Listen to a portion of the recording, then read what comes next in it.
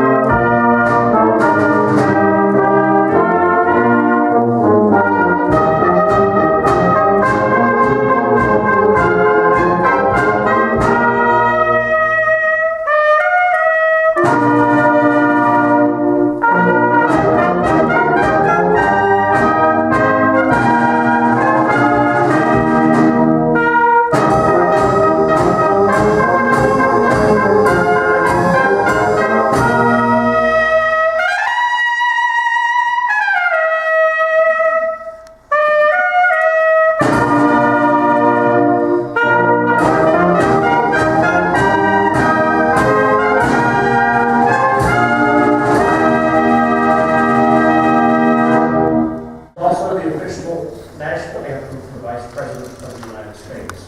Gail Columbia.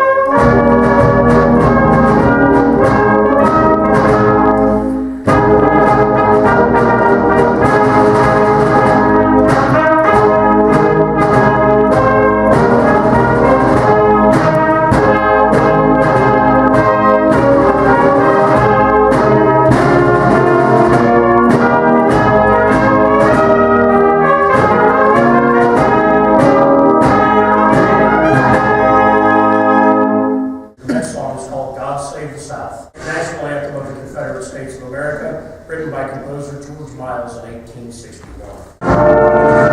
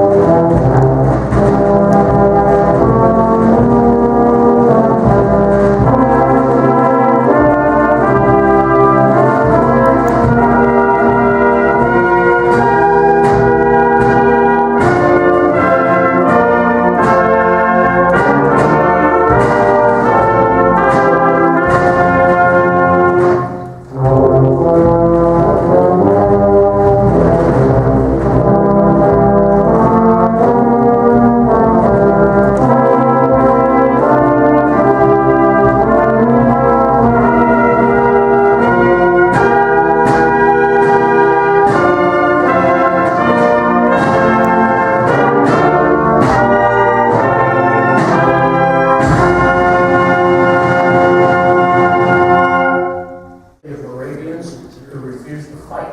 So they all enlisted in the Confederate Army as musicians. It was a favorite Confederate General, Robert E. Lee's.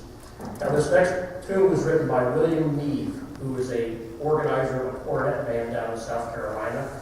And they never did title this song The Waltz of the Canaries or The Waltz of the Bumblebee or anything else. It's simply called Waltz.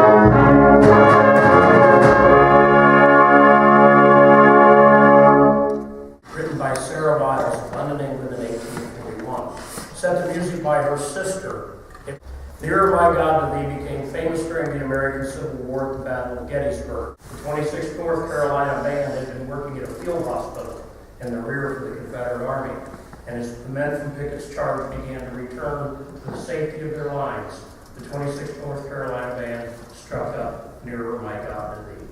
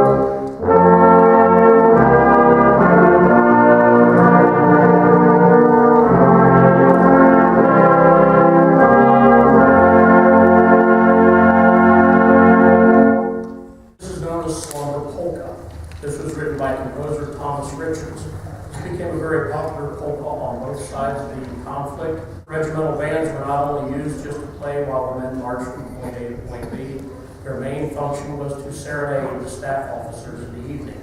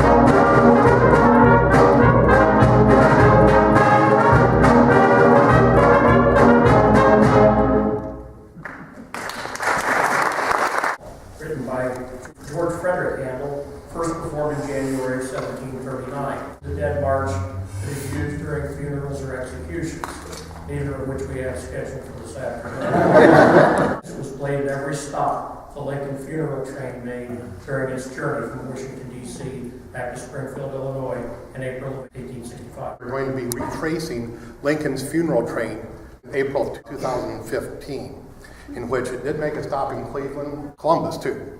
Oh. Keep your ear to the ground, and hopefully all the historical societies will hear about this.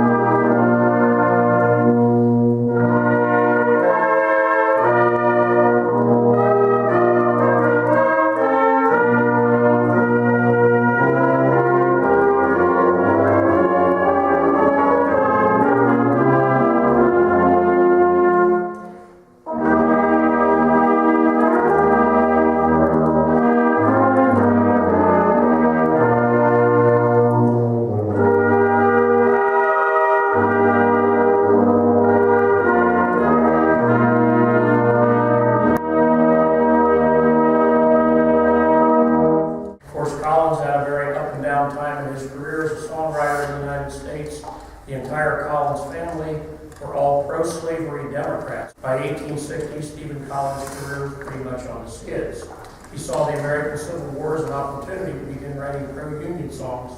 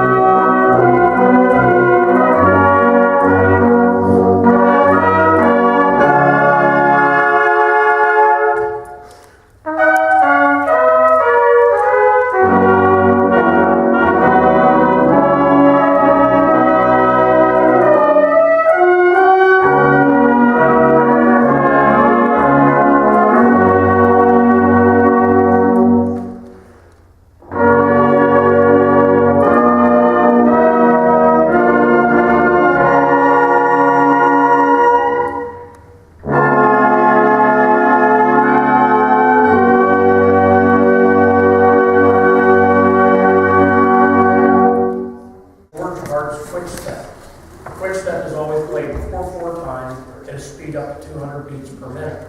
This style of ballroom dancing was popular clear up through the 1920s. Now this is a variation on Stephen Foster's Old Folks at Home.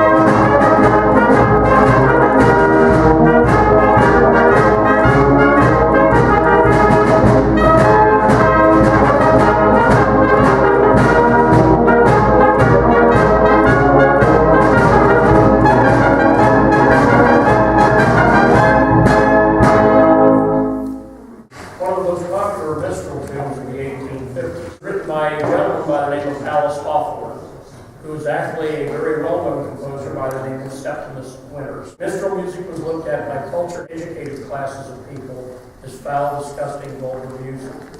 Just like rock and roll was in the 1950s, and of course, rap possibly could be looked at that way today. If you were a well-known composer and you wanted to cash in on the minstrel praise, which you simply wrote under an assumed name.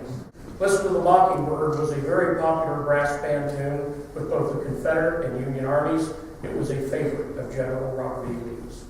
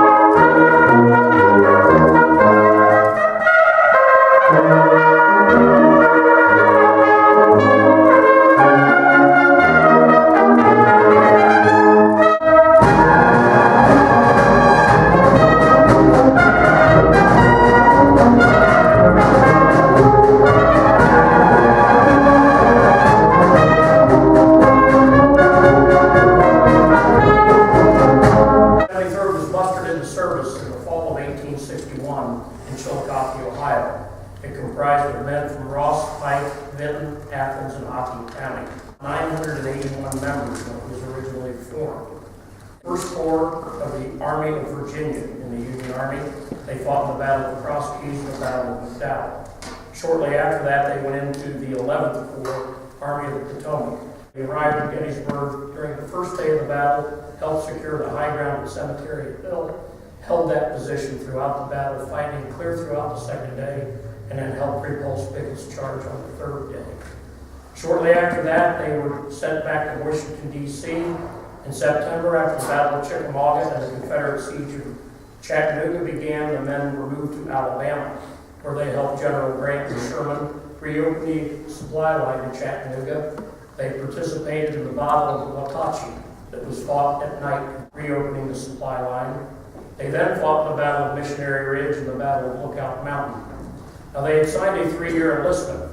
In December of 1863, they were all offered the opportunity to re-enlist. At that time, you could get 30 days off and an extra month's pay if you decided to re-enlist at that time.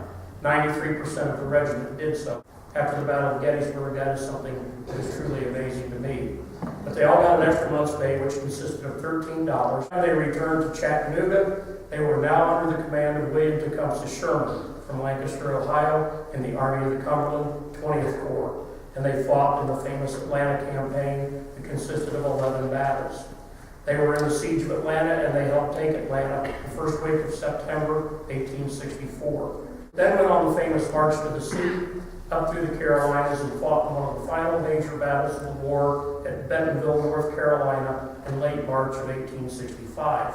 They had 175 casualties in that battle, one of the highest loss rates. The entire regiment marched through Richmond very triumphantly as the Confederate capital had finally fallen at the end of the war. They returned to Washington, D.C. and marched in the Grand Review of the Union Army on May 24th, 1865.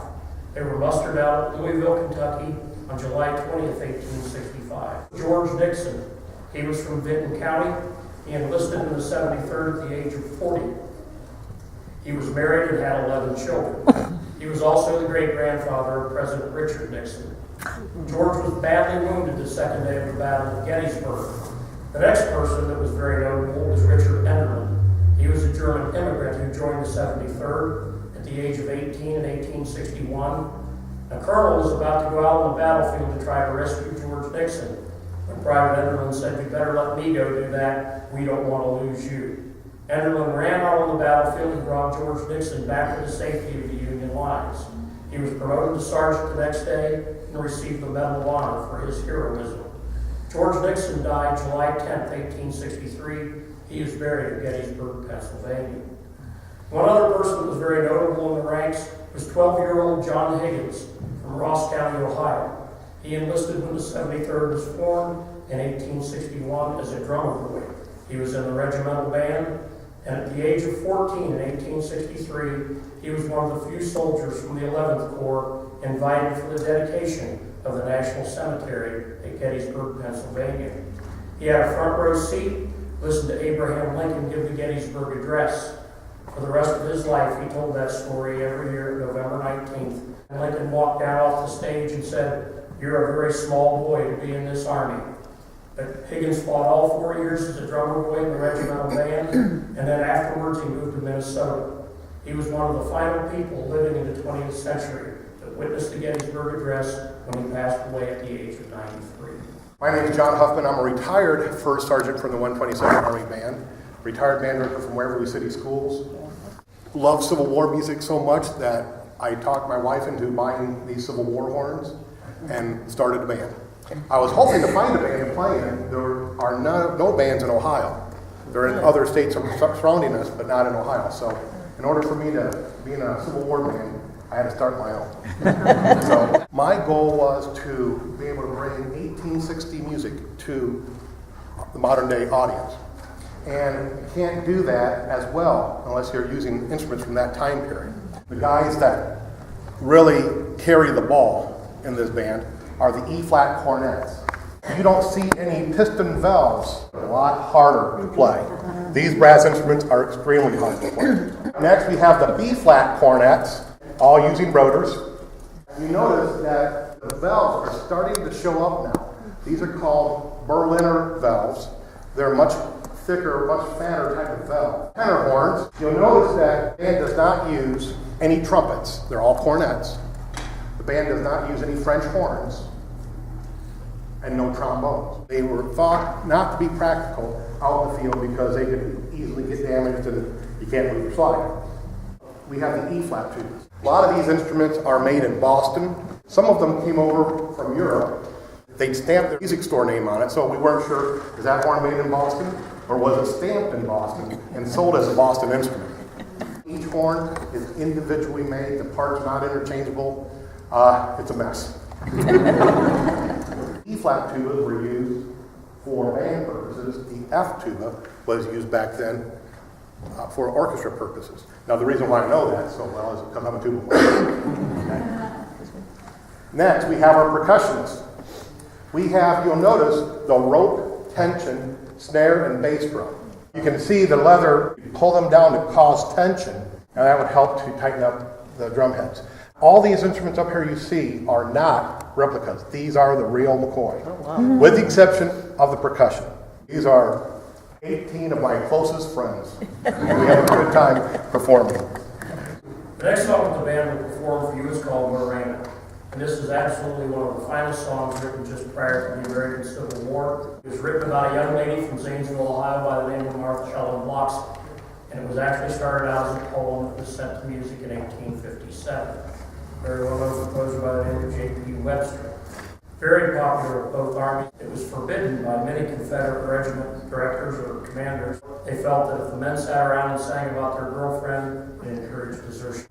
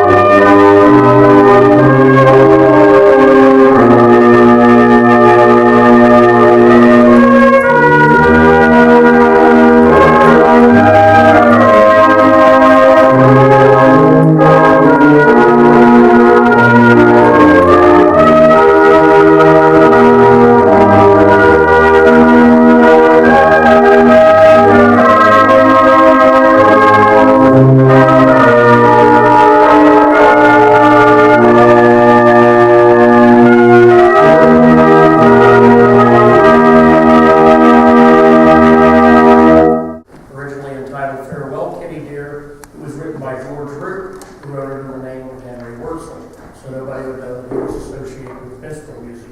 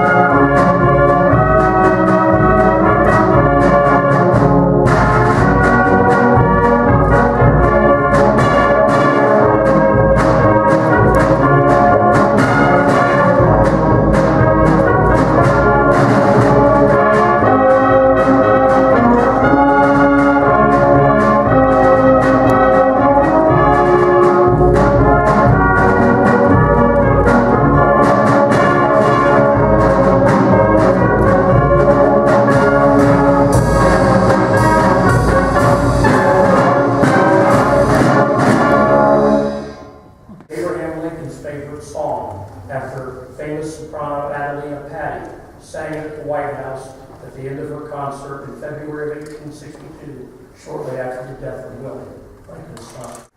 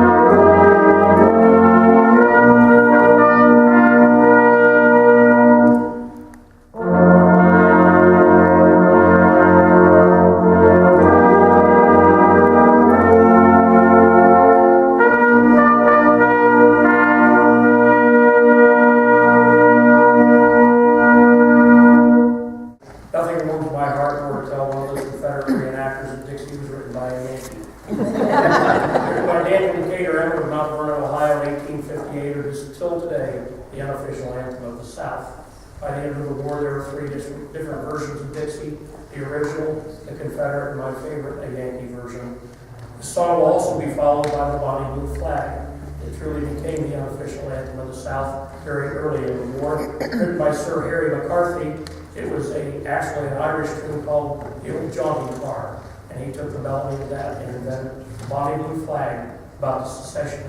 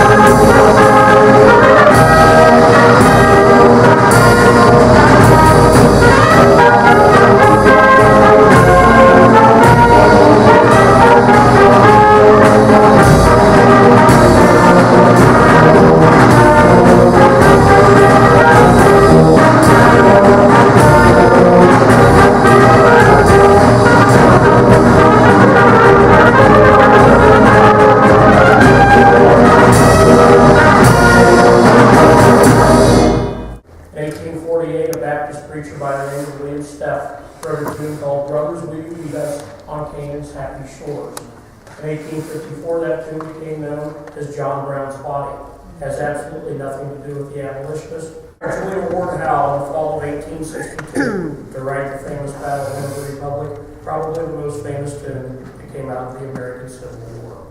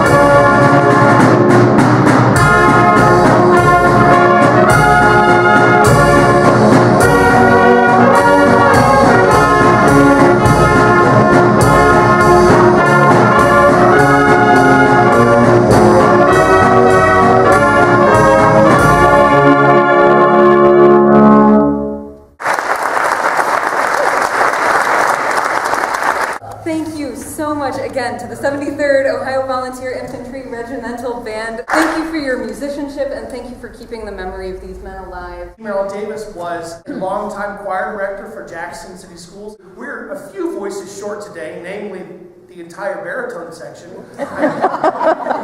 And I'm not the normal director. My name is Josh Willett. I'm actually a band director at Wellston High School, and I was recruited into this position to wave my arms and hopefully make them sound as good as possible. First thing, we're going to start with a medley. Let's go rally round the flag, boys, rally once again, shouting the battle cry of freedom. We will rally from the hillside, we'll gather from the plain, shouting the battle cry of freedom. The Union forever, all boys hurrah, down with the traitor, up with the stars, while we